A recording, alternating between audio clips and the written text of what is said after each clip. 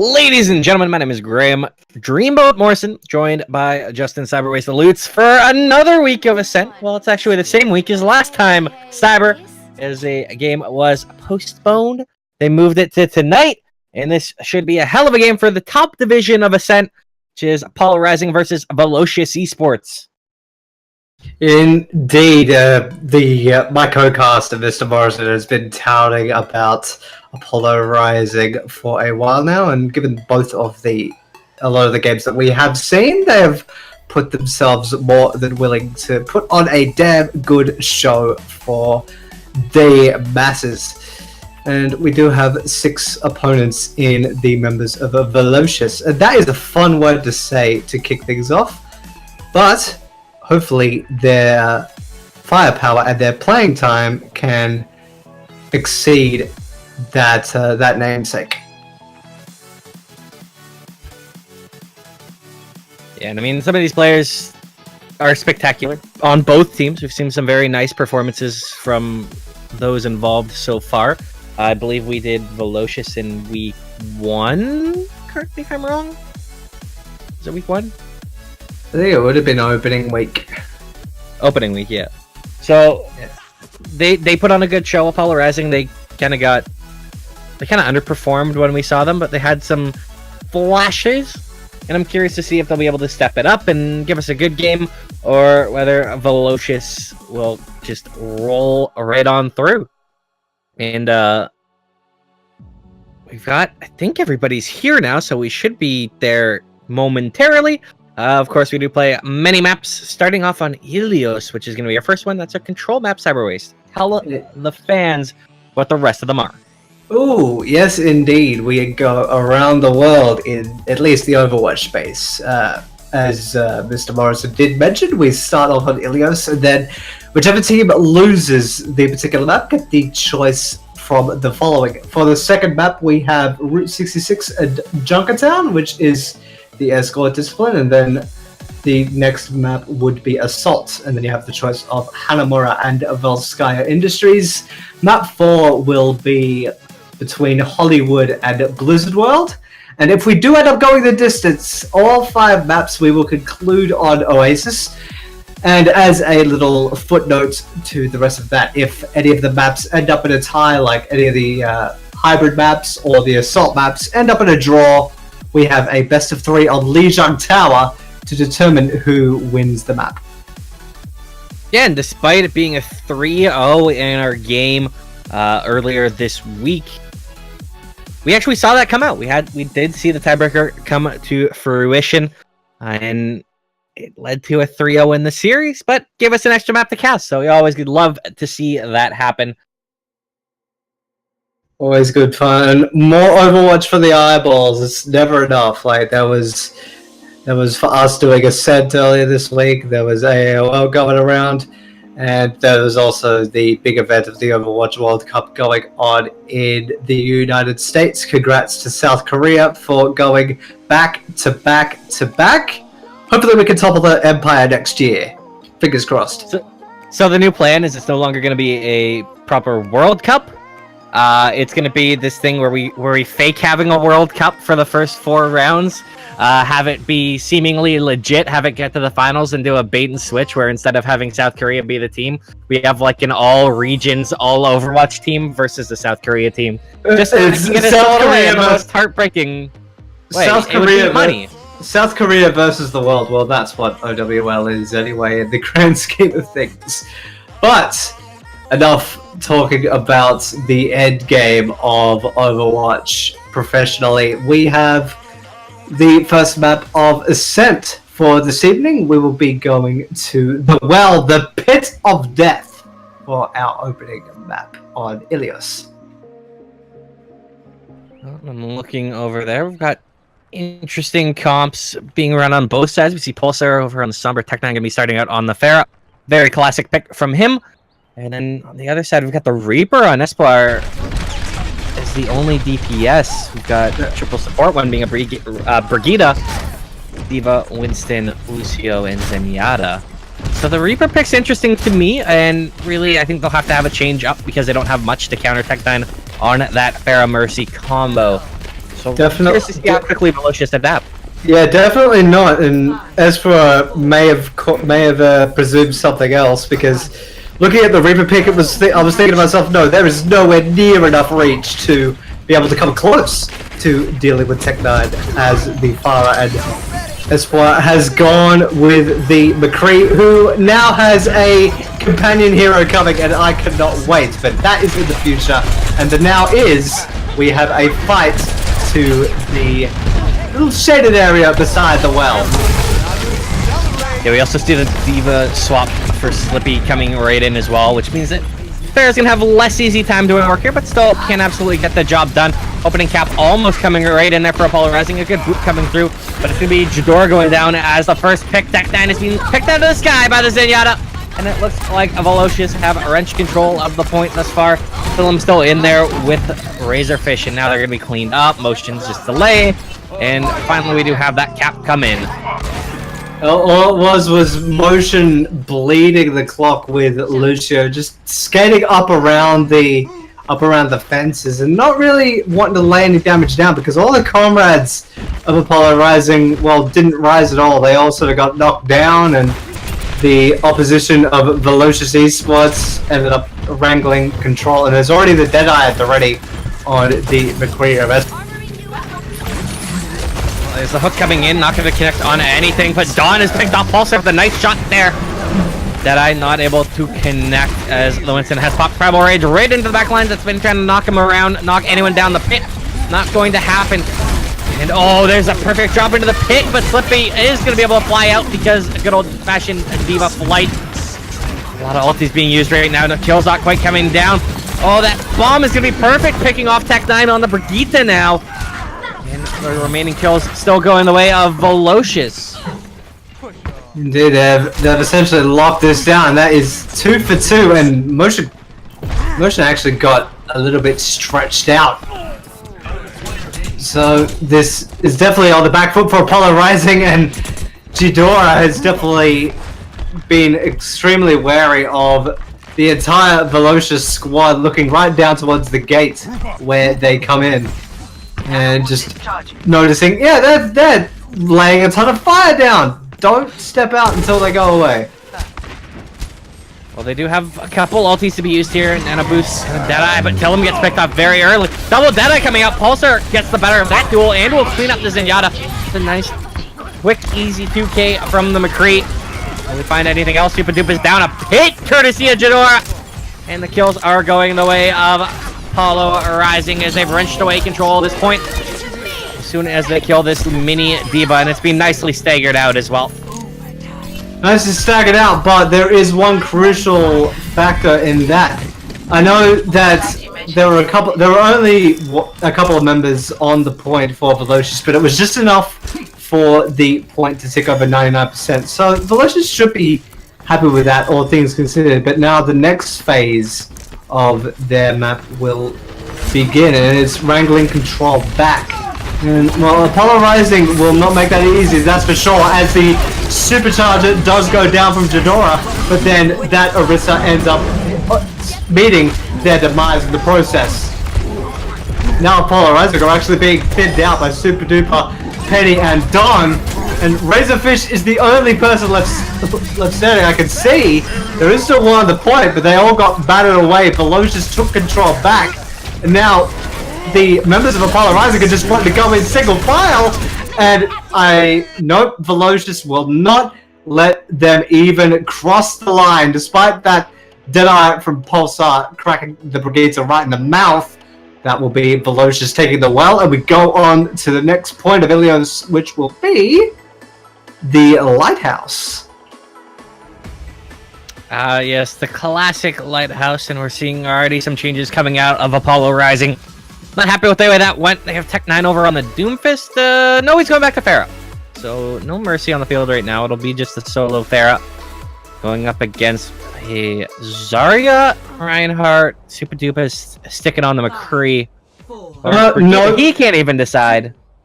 I think we're seeing the tried and true ghost composition, and Razorfish actually a little bit smart technique, which I'm seeing a lot more of, using the Lucio speed boost just to roll the rest of the team out and then trading out. Razorfish is now on the mercy, and now Tech9 does have the right-hand man in Razorfish, or the right-hand medic, if you will. And despite the members of Velocious being on the point, they will have to deal with Tech9, who can hit like a truck if left unchecked. They are all inside that point right now, but Jadora is going to be cleaned up by the Lucio early. People going on a little bit of a flying aid adventure there. Was almost awkward, but managed to get back to the ledge nice and safe. Point is safely in Velocious's hands right now, but good damage has been coming in from above. Have the remaining players coming in for a polarizing just to group up, and we'll see if they can try and steal this point away. Jadora making actually the team's making a couple of changes. Jadora has gone to Reinhardt, Tulum has gone to the Zarya, so we are seeing a slight adaptation, and actually I think that's a good choice with Jadora as the Reinhardt being able to just basically run riot whenever the entire opposition is bunched up. But that is the Moira letting the convalescents go, but Jadora has claimed one of the most pivotal pieces of the defense in the Brigitte, who is no longer in the field of play. To make that 3 quick kills along with the D.Va D-Mech, and this point is safely polarizing. Tech9 with the pair. There's the fish getting the Lucio boop. Winning the Lucio boop wars, I should say, getting the other one off the cliff. Ooh, we could see a Don versus Razorfish, a little bit of a bad blood rivalry that will continue on to say as long as those two players on the server will be playing as the same heroes. Tech9 is really running roughshod. There goes the Graviton Surge from the side of Velocious. Does claim one in Super Duper, but it's a small victory, especially with Razorfish getting the D.Va to hit the deck and go into the sea below. Have a swim, it's hot enough. And the polarizing there will be holding on for now. And if this Zarya at high-ish charge, if Esper goes down, it could be a rough stagger. But no, the Velocious crew do end up recoiling, gagging back together, and this could be a good chance for the side of the polarizing to get pinched, and then Velocious to battle back. And there goes the Convalescence to start that entire sequence off. Yeah, a lot of ultis to be used here from Apollo Rising. They've used them all now on the field, but they haven't really gotten much to show for it, as both teams are now ultless. Tech9's very close to his. Still Jadora trying to brawl it out, but he's going to be the next one to follow the next casualty. Will they find anything else? This Moira doing a brilliant job keeping her team alive. Razorfish is going to knock someone off. That's Dawn. He's trying to survive. Oh, he manages to get back up. Very nice, but Penny is down the pit. Tech9 now cleaning up with the boost. Gets the 2K D-Max to the D.Va, and with the... Do we have a counter for Razorfish?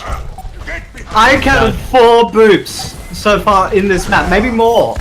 He's been on a rampage and cannot be stopped, and the side of Velocious will have to really rush it down to try to touch the point, and they are not able to do so thanks to the blast back from Razorfish.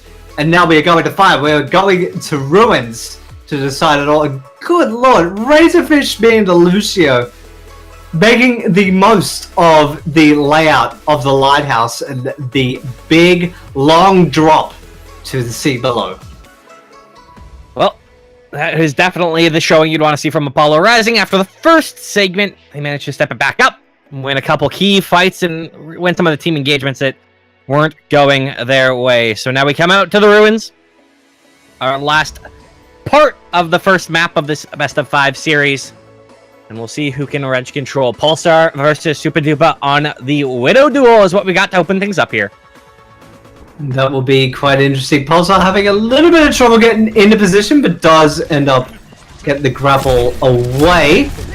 And now they're moving to the outside, both teams. They're really wanting to battle right over the edge for that central health pack, which has been hacked by Tech9, so that could be used to their advantage, but Super Duper will be as cold as the confection and will lay out 2 and force Apollo Rising to be on the retreat very early on, and with ease, they will begin to accrue percentage first. Yeah, I mean, the big thing there was that Esbar went in behind, picked off Pulsar, and that gave Super Dupa just uncontested rain everywhere. Getting a lot of nice shots, and now at the point gone, will Apollo Rising be able to grab it again? The Tracer is nice and closer, might be able to be caught. They're being very preoccupied by said Tracer. Pulsar trying to whip in a few of these Widowmaker shots. Will he connect? Does a good tag, but not able to find the kills. This Razorfish has gone down. A lot of pressure in the back line right now from Velocious, and it's wreaking havoc on Apollo Rising. They will demech the Diva. That's Tech9 getting the job done there. Will it be enough, though? Will they be able to convert anything else off of this one?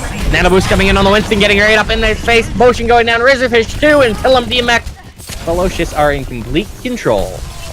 Indeed, and Penny is seriously amped and ready to make the opposition ride the line again. Esper falling to their death, but after dropping the pulse bomb and getting a frag for it, it may be a change. No, he's wanting to stick with the Tracer. I mean, if you're having that good of a game, why would you change? It's working.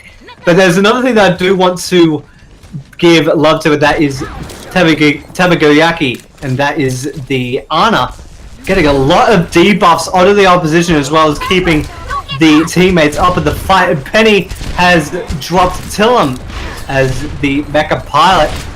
So Apollo Rising are really running out of time. The sands are going down. The ultimate economy is getting stacked up. There's no doubt about that. They do have the self-destruct, the EMP, the Primal Rage, and the Nano Boost, which could be a huge tide turner. We will see how this goes. And with this self-destruct going up himself, that will be the cue to go. Super Duper has claimed 2, though, so things are going from bad to worse from Apollo Rising. Yeah, all the LPs are on the field. They're finding a couple kills to bring it back a little bit. But Velocious, a great pulse bomb there, getting the Diva and the Sombra, and that's going to do it for map 1. Possibly. There is Jadora trying to delay on the point. Razorfish is in there now as well. Pulsar on the Tracer. Finally doing a little bit of work, but should go down momentarily. Just trying to delay, trying to stall this point out, and he's done actually a very good job of it. Both just started to come in, as is Tech9, but he can't get there. A great shutdown as the Velocious take map 1. And honestly, if I had to pick something apart, I'd have to say was Apollo Rising's hesitance to change their DPS up. Pulsar wasn't getting the job done on the Widowmaker, and the Sombra didn't feel like it was having anywhere near the amount of impact that it could, and with that, they weren't getting a lot of damage out, and the rest of their team was just being picked apart by the DPS and the lack of damage output coming from the 2 brothers. Yeah, sometimes it really, really hurts a team when you're so stubborn and the comp isn't working. You're not hitting your shot. You're not having a good time on a particular hero, and you're stuck in your ways. Like, I can improve. Just the penny just doesn't drop, which is really unfortunate for Apollo Rising, and perhaps that is what cost them the lack of confidence, or maybe even the stubbornness to not change up their composition to try and deal with Velocious in the way they play. But all credit to Velocious, they played a lights out game on Ilios, especially on the Ruin section. I was really impressed with their players, especially Tabagoyaki on the Ana. I was really impressed with their play. But yeah, now, such a tough call, because the Tech9 on Sombra was quite high up in ult percentage when it really wasn't working. So it's tough. You've built up, I think it was at like 70% on the EMP. You've got this good chunk of it up, and it is such a huge ult. It has so many openings that you can come off of it. It really can change the tide of an entire fight if it's hit. But the problem is they kind of waited too long. It was at that point do or die, and it turned into die. It's such a tough decision to give up that ult percentage when it's not working. Yeah, and back to the point that you were making about Sombra, how pivotal it is. It's a fight starter, and a fight concluder if it's used correctly. Like, it's usually a cue to go. Like, you'd hear the EMP go, and then an ult to follow, like a self-destruct or a barrage or what have you. So just to see nothing really come of any of it is just a bit of a shame. But now, with Apollo Rising in the driver's seat, give it the power of choice, we are going to Junkertown. Oh wow, home ground advantage for me. I'm sorry, Graham. You might be in foreign territory. Turn your monitor upside down if you need to be able to see correctly. But no, I've been thrown through a loop, so ignore that entire monologue. We're going to Route 66. Yeah, you are outside of your comfort zone. I'm at home in North America. You can take everything that you just said about backwards, upside down. I wasn't paying that close attention. I heard turn your monitor or something. So yeah, why don't you do that as you come to America? No, I'm good. I'm fine. Okay. I did the American thing of ignoring everything that you said and just said, "Let's go, America." Well, there's nothing more patriotic than saying you're better than everyone else. And then getting blown out by the You're Brits. right. I am better than everyone else. Thank you, Cyberwaste. Yeah, just don't look at the World Cup results for Overwatch. Okay? It's good for the ego. I'll be honest. I didn't get a chance to watch any of it, so I don't even know what happened. Okay. The Canadians did fine.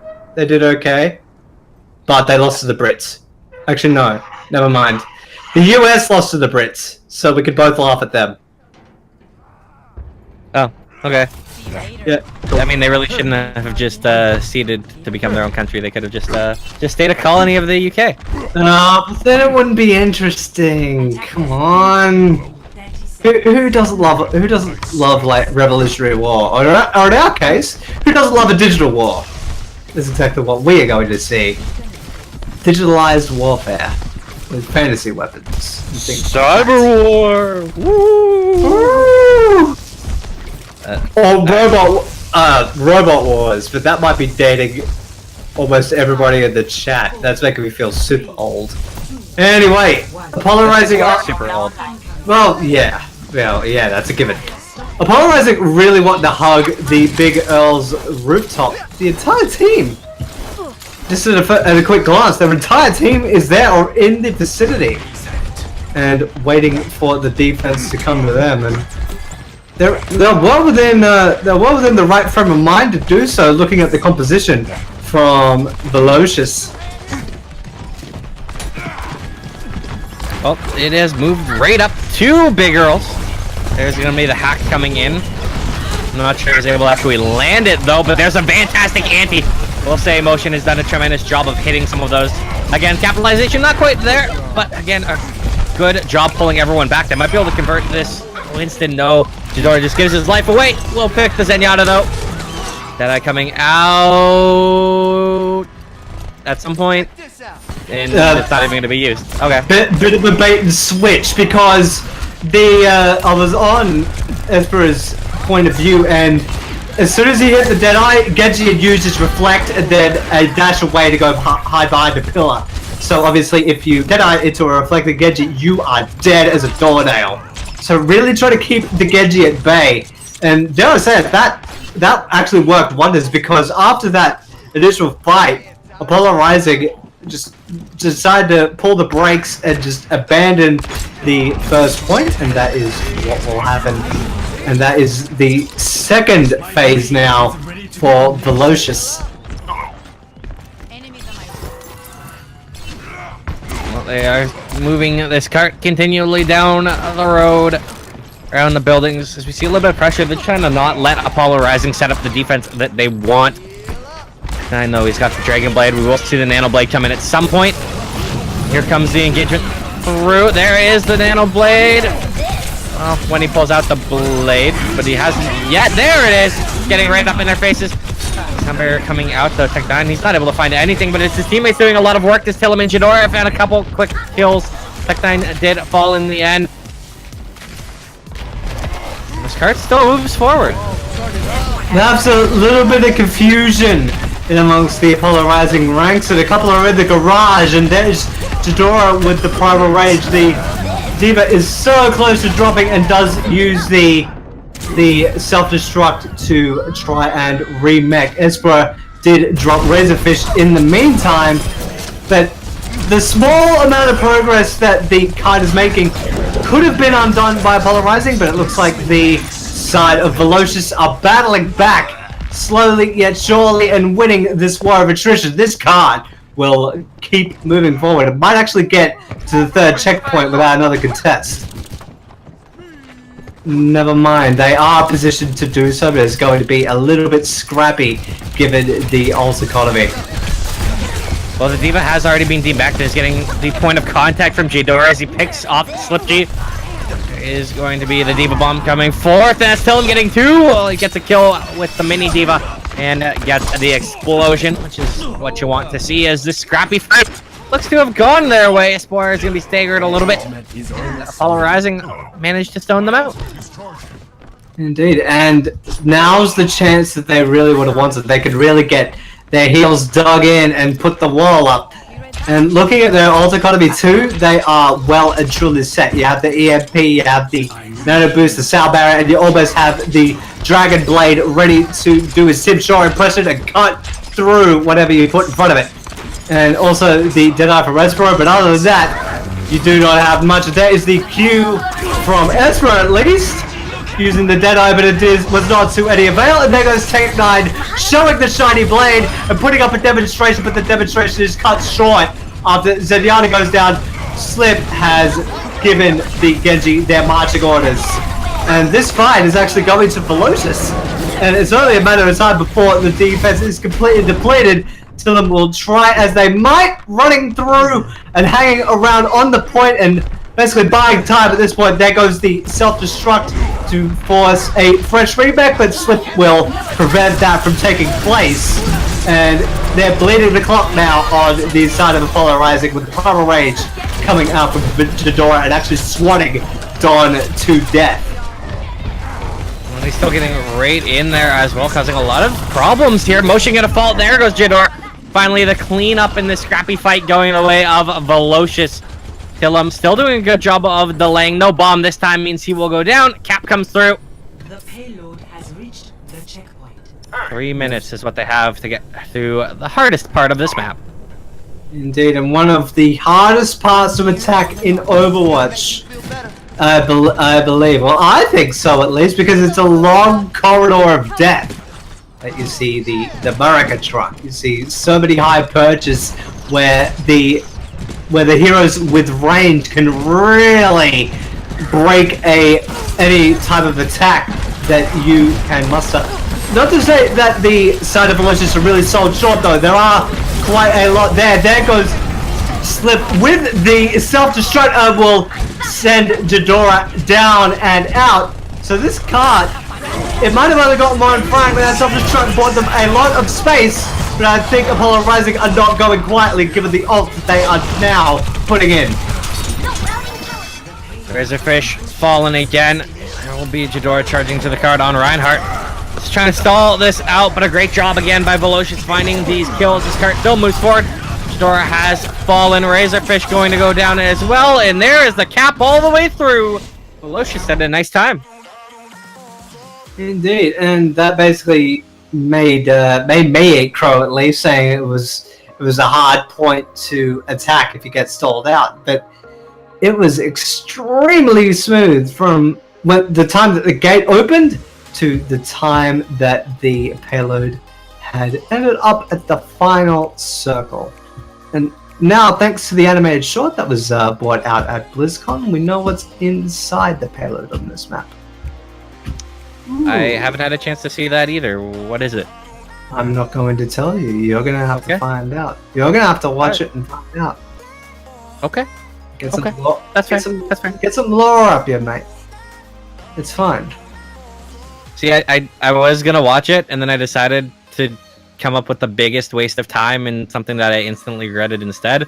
And I watched a 30-minute recap video on Crown Jewel. Worst decision of my life. Oh, you idiot. Yeah. Why, yeah. Because it sounded funny when I read the article titles, and then I watched it and just perpetually cringed. For those that are wondering what Dream is talking about, do not look it up. It's good for your own sanity. Anyway, what is Polarizing to do with their composition? They have to get all the way to the end, and preferably beat the time that was given to them by Velocious. And you see Esper right up front, right at the main gate, just dancing his heart out as the Demon Hunter Sombra.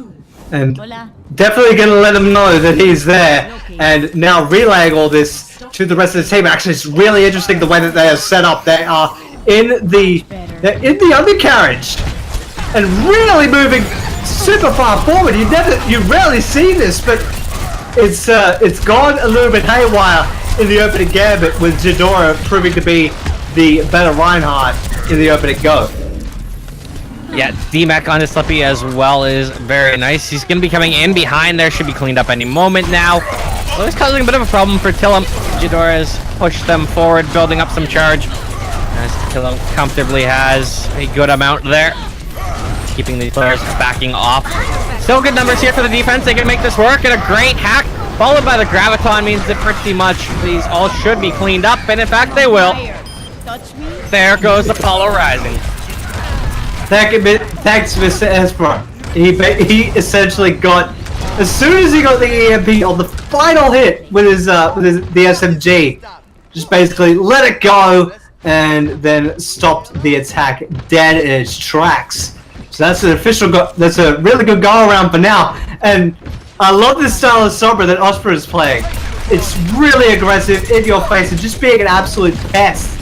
Much like in my opinion, the Spy of old in other games of a similar nature. But now Apollo Rising are giving this another go, and there is the self-destruct going out from Tech9, but it was not to much avail. Graviton is there. It's caught 3 players in it, though. They're not able to find the kills. It will just be Slippy going down. But Motion, he fell short there, too, going down as well. But Tech9 on the Diva. Nice pair from him. Apollo Rising are going to be able to make this cart move forward as soon as they deal with Dawn, which, well, right about there. Razorfish getting that kill. And it looks like they'll get point 1. They do have enough time to contest should the side of Velocious desire to do so. And judging from their positioning, they're wanting to get a brief touch and then let the fight play out. Penny has gone right in there and really making things count, and makes Pulsar eat a cold shoulder. So that is the Brigitte done and dusted before Tech9 replies with Penny's corpse dropping to the floor. Ghidorah will get rid of the Moira, and Esper, who has been a real menace, has got rid of Ghidorah. So for the very least for Velocious, they're buying a lot of time and playing the clock now. But that Graviton Surge was not to much use, but if the feed's going red, is still going to be happy with how things are going. Indeed, attack is going to be staggered out super late here as well, unless he can find like a miraculous kill. He's going to be hacked as well. Almost got the mech back. Not meant to be.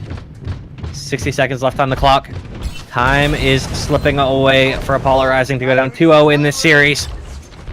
What can they do? What can they bring to this table? There's 2 ults for the defense, none for the offense. Actually, Tillum now has the Graviton Surge. That will surely be the point of contact. Tillum might want to hold on to it and wait until he has a higher charge, but no, it's out of line. 3 of them are caught in it on top of Big Earl, and there goes the Convalescence to reply and keep the teammates up. Penny and Slip are thinning out this attack slowly yet surely. There is the call to rally from Pulsar, but there are fewer and fewer people by the second to be rallied to. Tillum gets stunned, absolutely focused, and shattered away by Penny and the Fire Strike. And now 5, 4, Ghidorah will get a touch, but it is one big German boy against the rest of the team, and Super Duper will turn him to scrap. 2-0 Velocious. And Velocious look in complete and comfortable control in basically every step of this game right now. They had a lightning time on offense, looking very smooth on defense. And I don't like Apollo Rising's chances, but it is a new map we go to after this. A new opportunity for them to make some magic. Free thinking is to think for yourself. Indeed, we do have the choice of Volskaya Industries, if we want a little bit of steel, metal, and giant dancing robots, or if we want the tranquility, peace, and the good architecture of Hanamura. Apollo Rising do have the power of choice. What you can really be when you set your think free. And we are waiting for said choice to come through. They are the ones in charge of this lobby. Mr. Pulsar is our lobby leader. We'll have a moment to see. He's rocking the Boston Uprising icon there, which is good because the first New Zealand player, actually the first New Zealand player in the Overwatch League is a member of the Boston Uprising. So there's that. Okay, that's fair. That's respectable. Yeah. You're waiting for the Vancouver info to come out, aren't you? I am. I'm really intrigued. I love the sponsorship group for them. I'm a diehard Vancouver Canucks fan, I think everybody at this point probably knows.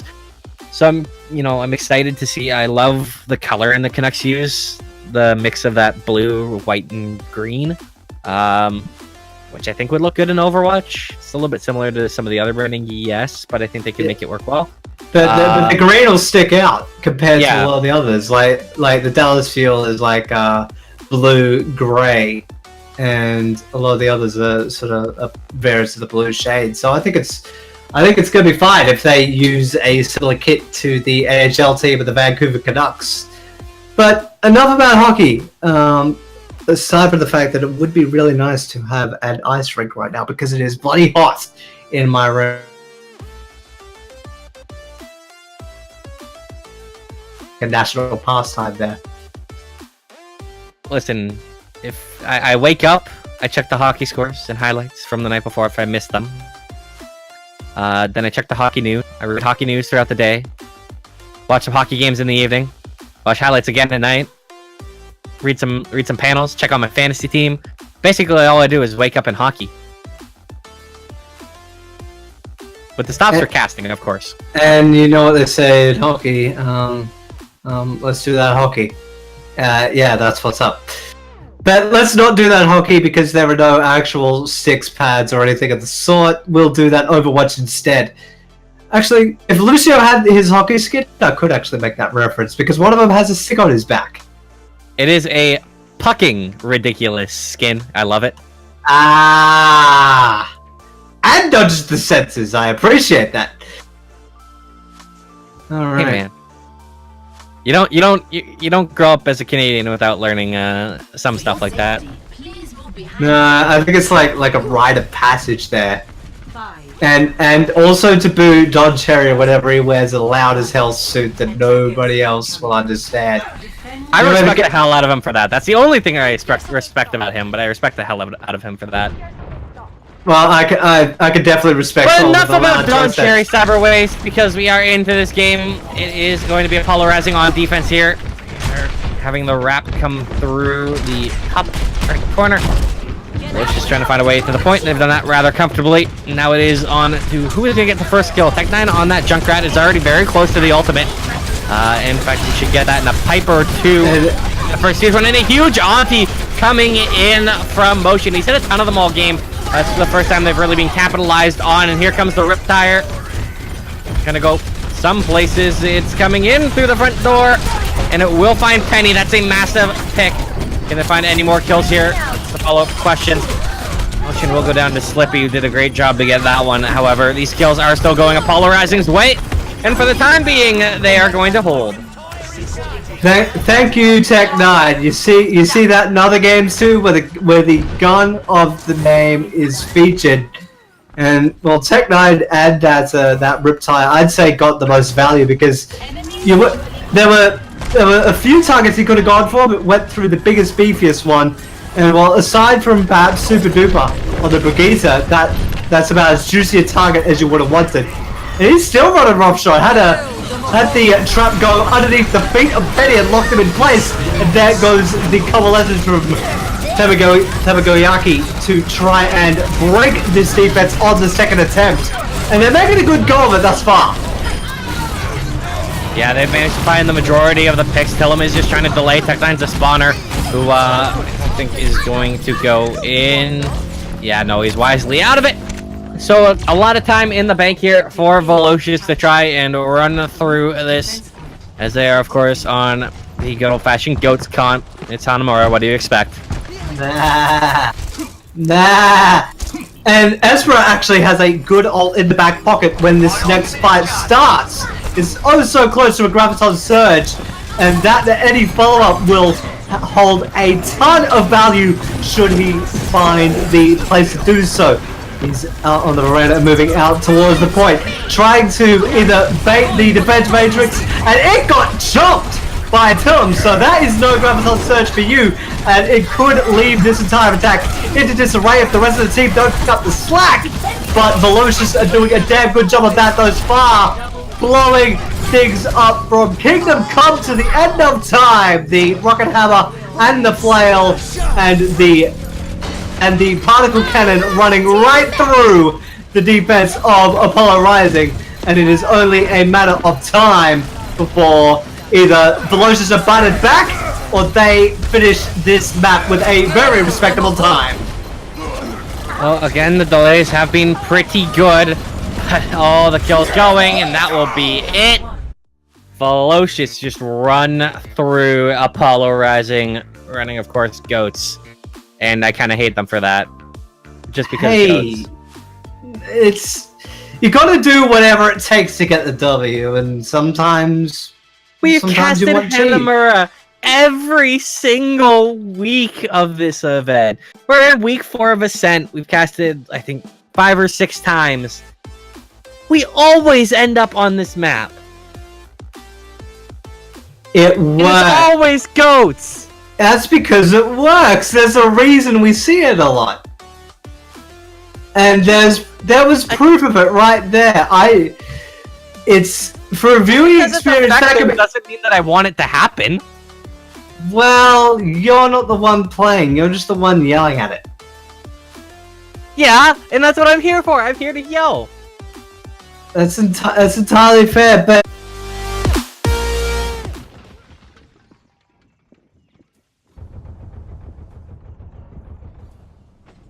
Attackers incoming in 30 seconds.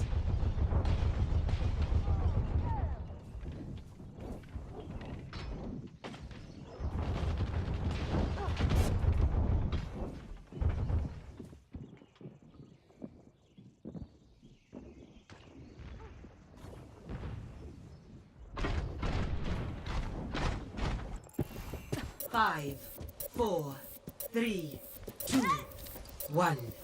Attackers incoming. Defend objective A.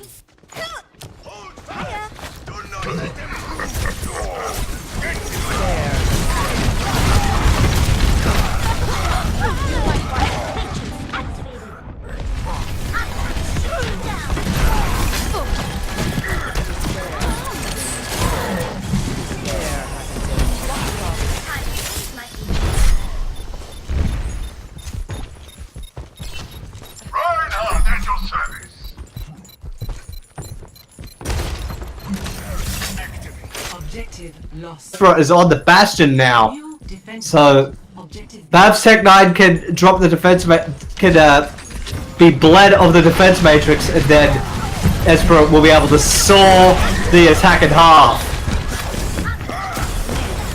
Never mind, Espera will be dropped by Jadora, and he is playing lights out. Jadora feels like the guy right now that, like, he's the player personified of me at the start of this. You know, he's the guy that was just so tired of GOATS that he ran out there and has just wanted to hit everything. So he's on the Reinhardt, he just gets up in their face, hits everything, and that is an even better time from Apollo Rising. 6:42 in the bank, Cyberwaste. That is mental. That is a marathon time. No matter where you get a time like that, you will be really happy with that, and your opponents will be left like confused and wondering what on earth happened, because it was basically blink and it's done. That's the effectiveness of maybe all the pent up frustration of that particular composition that you're feeling Maybe that fueled them, and that's why they have such a gargantuan time. Look at it. So, what you're telling me is Apollo Rising is fueled on my tears? Yes. Alright, time to start crying. Cool. And a pause. Oh. A pause has been called.